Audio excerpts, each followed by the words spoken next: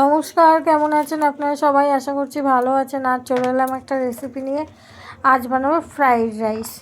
তার জন্য এখানে কড়াইতে জল বসিয়েছিলাম, জলটা ফুটে এসছে। এবার দিলাম তার মধ্যে তেজপাতা আর কড়াইশুঁটিটা একটু ভাপাতে টাইম লাগে, তার জন্য আগের থেকে দিয়ে দিলাম। আর এখানে বাসমতি চাল নিয়েছি, আর এখানে পরিমাণ মতো লবণ দিচ্ছি। চালটাকে আমি আগে ধুয়ে প্রায় 1-1.5 ঘন্টা আগে ভিজিয়ে রেখেছিলাম। এবার এই চালটাকে দিয়ে দিচ্ছি, দিয়ে এটাকে 80%, 90% মতো সেদ্ধ করে নেবো ফুটিয়ে। আর ওখানে গাজর, বিনস কেটে রেখেছি, আপনারা চাইলে ক্যাপসিকামও দিতে পারেন। আর সামান্য একটু গোলাপ জল দিয়ে দিলাম স্মেলের জন্য, এতে রাইসটার থেকে ভালো একটা স্মেল আসে। এই চালটা ফুটে সেদ্ধ হয়ে এসছে, এবার এটাকে জল ঝরিয়ে নেব। দেখুন কি সুন্দর বড় বড় ভাত হয়েছে। খানিকক্ষণ আগে ভিজিয়ে রাখলে পরে চালেরটা ভালো, ভাতটা লম্বা লম্বা হয়। এবার এটাকে ছেঁকে তুলে নেব।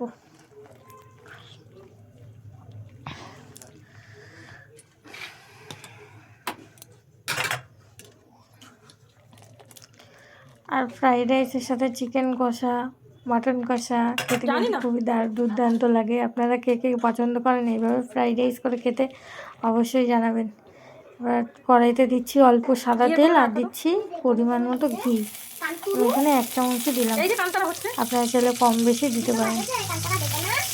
এবার এটা গরম করে নেবো, নিয়ে দিয়ে দেবো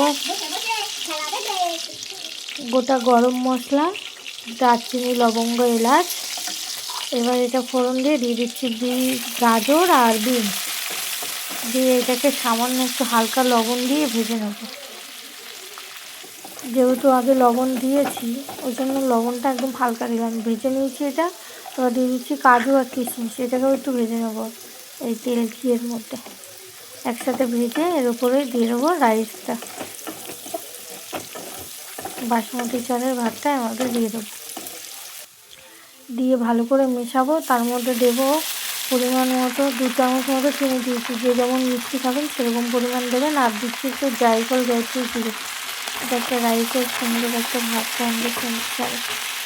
এবার এটাকে ভালো করে মিশিয়ে নেবো, মিশিয়ে 5 মিনিট মতো ঢাকা দিয়ে রাখবো গ্যাস অফ করে। কেমন হলো আপনারা জানাবেন, like, comment, share and subscribe করবেন। আবার দেখা হবে একটা নতুন ভিডিওর সাথে। ততক্ষণ আপনারা ভালো থাকবেন, সুস্থ থাকবেন। আসতে টাটা, বাই বাই।